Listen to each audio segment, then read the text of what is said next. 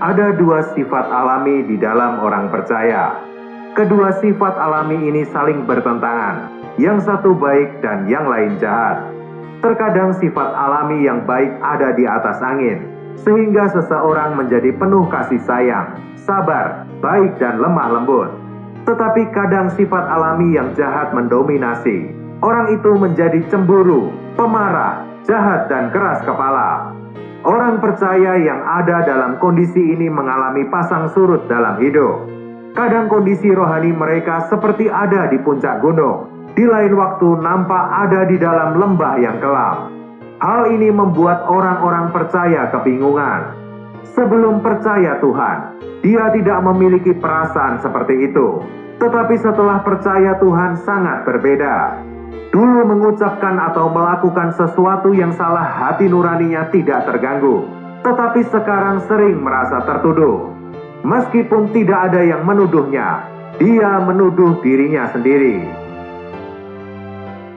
Menuduh diri seperti itu menyebabkan orang percaya merasa malu dan bersalah. Hanya setelah dia mengerti bahwa Tuhan telah sepenuhnya mengampuni dosa-dosanya, dia dapat kembali bersukacita. Namun sukacita seperti ini tidak berlangsung lama. Banyak orang percaya akan segera menemukan diri mereka tersandung lagi, dan sukacita mereka kembali hilang. Setelah itu mereka menemukan diri mereka mengulang dosa yang sama. Seolah-olah ada kekuatan dari dalam yang mengalahkan mereka dalam sekejap. Mereka seperti terseret untuk berkata dan bertindak dengan salah. Di bawah kondisi seperti ini, mereka menyesal. Mereka membuat banyak janji dan resolusi di hadapan Tuhan. Mereka menetapkan banyak aturan untuk membatasi diri mereka, agar mereka tidak melakukan kesalahan yang sama. Kemudian mereka memohon pengampunan dan kembali mencari kepenuhan Roh Kudus. Setelah itu mereka merasa cukup puas, berpikir bahwa dosa sudah ada di belakang mereka, dan saat itu mereka sedang dalam perjalanan menuju kekudusan. Namun kenyataannya tidak demikian. Mereka segera gagal lagi. Kemudian mereka kembali menyesali dan meratapi kegagalannya. Semua resolusi dan aturan yang dibuat tidak dapat membantu. Meskipun mereka masih berdoa agar Tuhan menjaga mereka, hati mereka penuh dengan keraguan. Mereka mulai bertanya-tanya, apakah Tuhan benar-benar dapat menjauhkan mereka dari dosa? Orang percaya sering jatuh dalam pengalaman seperti ini. Hal ini menyebabkan mereka meragukan kelahiran kembali mereka sendiri. Kitab suci mengatakan, setiap orang yang lahir dari Allah tidak berbuat dosa lagi. Hal ini membuat mereka berpikir bahwa bila mereka selalu berbuat dosa, itu mungkin mereka belum dilahirkan kembali. Apakah kita memiliki pengalaman yang seperti itu? Apakah kita ingin menang? Sebelum menjawab pertanyaan tersebut, kita harus memahami manusia seperti apakah kita sebelum kita percaya Tuhan. Setelah itu, kita akan membicarakan kondisi kita setelah percaya Tuhan. Kita tahu bahwa diri kita adalah pribadi yang terdiri dari 3 bagian, yaitu roh, jiwa, dan tubuh. Roh adalah bagian yang dengannya kita bersekutu dengan Tuhan. Hewan tidak memiliki roh, sehingga mereka tidak bisa menyembah Tuhan. Jiwa adalah tempat kepribadian kita berada. Kehendak, pikiran, emosi, dan perasaan adalah fungsi jiwa. Sedangkan tubuh adalah cangkang luar kita. Meskipun manusia telah jatuh, ia masih memiliki 3 bagian ini. Setelah manusia dilahirkan kembali, ia tetap memiliki 3 bagian ini. Saat manusia diciptakan, roh merupakan pusat yang mengendalikan seluruh keberadaan manusia. Roh mengendalikan jiwa dan tubuh manusia. Manusia hidup sepenuhnya untuk Tuhan. Emosi jiwa dan tuntutan tubuh manusia semuanya dipimpin oleh roh.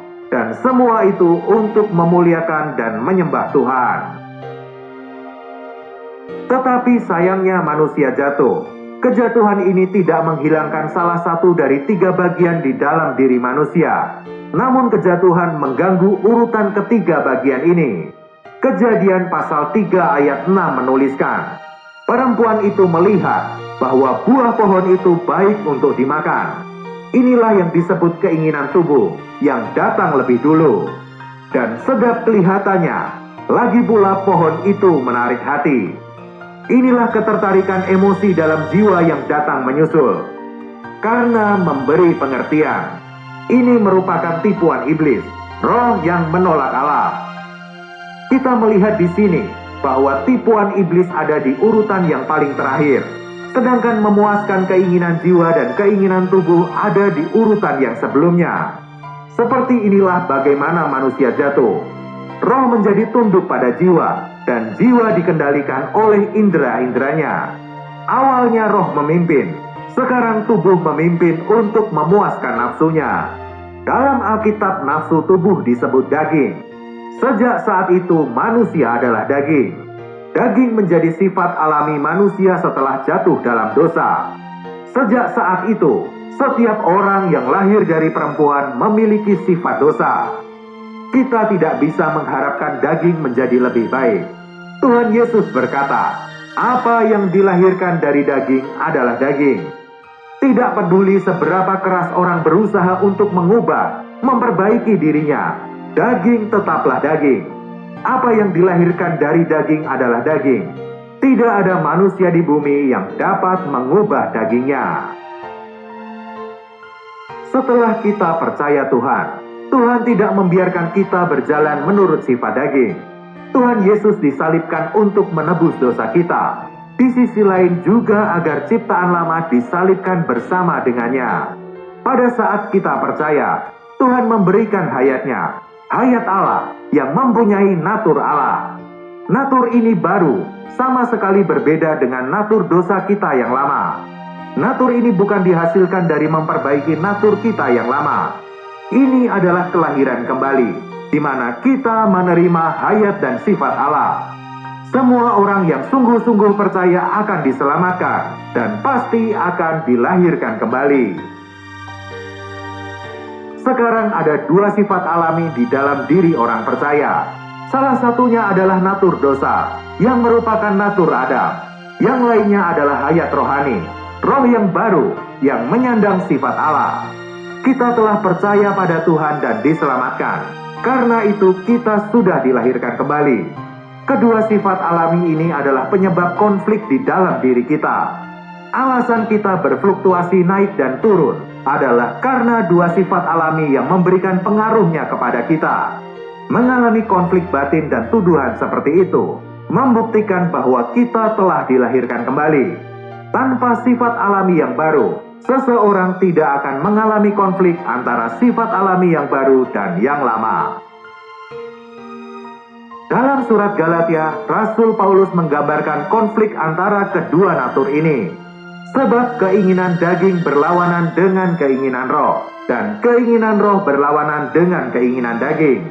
Karena keduanya bertentangan, sehingga kamu setiap kali tidak melakukan apa yang kamu kehendaki. Natur yang lama dan yang baru saling bertentangan. Keduanya berusaha mendapatkan supremasi mutlak atas diri kita. Oleh karena itu, terus-menerus terjadi konflik di dalam diri kita. Ketika Tuhan Yesus ada di bumi, semua kekuatan di bumi berencana untuk membunuhnya. Begitu pula saat Tuhan hidup di dalam kita, semua nafsu dalam daging kita berusaha untuk menyingkirkan Dia. Natur lama lahir dari daging kita, tidak ada yang baik di dalamnya. Natur baru itu dari Allah, tidak dapat berbuat dosa. Natur yang lama dan yang baru benar-benar berbeda. Mereka bukan hanya berbeda sumber, fungsi mereka pun berbeda. Karena natur yang lama telah begitu erat terjalin dengan kepribadian seseorang, diperlukan waktu yang cukup lama untuk menghilangkan natur lama ini dari pengalaman. Karena daging telah menjadi terlalu kuat, pertumbuhan dan fungsi natur yang baru ini tertekan. Tentu saja kita membicarakan hal ini dari sudut pandang manusia. Karena kedua natur ini saling bertentangan, saat godaan datang, seseorang mengalami konflik yang sengit. Karena natur yang lama masih terlalu kuat, akhirnya orang melakukan apa yang tidak diingininya dan tidak melakukan apa yang diingininya. Karena natur baru itu kudus, ketika seseorang gagal, dia merasa menyesal, menyalahkan diri, dan memohon pengampunan dosa. Pengalaman seperti ini menunjukkan dengan pasti bahwa kita telah dilahirkan kembali. Lalu bagaimana kita dapat menang? Bagaimana kita dapat menolak natur yang lama dan berjalan dengan natur yang baru, sehingga kita dapat menyenangkan Tuhan? Galatia pasal 5 ayat 24-25 menuliskan, barang siapa menjadi milik Kristus Yesus, ia telah menyalibkan daging dengan segala hawa nafsu dan keinginannya. Jikalau kita hidup oleh Roh, baiklah hidup kita juga dipimpin oleh Roh. Galatia pasal 5 ayat 16 menuliskan, maksudku ialah, hiduplah oleh Roh, maka kamu tidak akan menuruti keinginan daging. Ayat-ayat ini memberitahu kita cara mengalahkan daging. Salib dan Roh Kudus adalah cara satu-satunya untuk mengatasi natur dosa. Kita telah melihat bahwa semua kegagalan kita disebabkan oleh kuatnya sifat dosa. Oleh karena itu, kemenangan kita tergantung pada apakah kita mampu menghadapi natur dosa ini. Syukur pada Tuhan, Tuhan punya jalan. Ketika Tuhan Yesus disalibkan, Dia bukan hanya mati untuk kita, Dia juga menyalibkan daging kita di kayu salib. Seperti kita percaya pada kematian Tuhan untuk menggantikan kita dan membuat kita menerima kelahiran kembali, demikian juga kita percaya bahwa daging kita telah turut disalibkan bersama Dia, dan kita dibawa ke dalam pengalaman kematian daging. Daging selalu adalah daging. Inilah sebabnya Tuhan memberikan hayat dan natur yang baru. Karena Tuhan menganggap daging sudah tidak ada harapan, Dia memutuskan untuk mematikannya. Tidak ada cara yang lebih baik daripada mematikan daging. Oleh karena itu, mereka yang berasal dari Kristus Yesus telah menyalibkan daging dengan segala hawa nafsu dan keinginannya. Dengan menyalibkan daging bersama dengan Dia, sekarang menjadi mungkin bagi kita untuk mematikan natur dosa. Hal ini telah tergenap tanpa usaha diri kita sendiri. Penyaliban bersama Kristus menjadi pengalaman kita melalui iman. Roma pasal 6 ayat 11 menuliskan, demikianlah hendaknya kamu memandangnya, bahwa kamu telah mati bagi dosa. Dengan diri kita sendiri kita tidak dapat mematikan daging. Memandang merupakan latihan kehendak dan iman kita. Ini berarti dalam hidup kita sehari-hari, kita harus mengambil sikap bahwa kita telah mati bagi daging. Kita percaya pada firman Tuhan dan menganggap semua firman Tuhan itu benar. Di satu sisi kita percaya bahwa kita sudah mati. Di sisi lain kita mengambil sikap bahwa kita benar-benar mati. Bila kita memandang dengan cara ini, kita akan melihat salib membebaskan kita, dan daging akan menjadi tidak berdaya.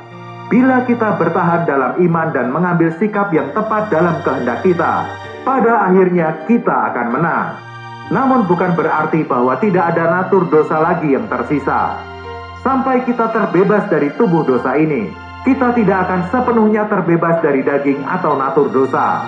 Kita harus terus berjalan oleh Roh. Hanya dengan demikian kita tidak pernah menuruti keinginan daging. Salib adalah sarana yang dengannya kita menyalibkan daging. Roh Kudus adalah kuasa yang dengannya kita mencegah daging bangkit kembali. Di sisi negatif, kita harus percaya pada penyaliban bersama Kristus untuk melenyapkan daging. Di sisi positif, kita harus berjalan menurut Roh, sehingga daging tidak memiliki kesempatan untuk kembali hidup. Setiap kali kita berjalan bertentangan dengan Roh Kudus, kita memberi kesempatan pada daging untuk berkuasa.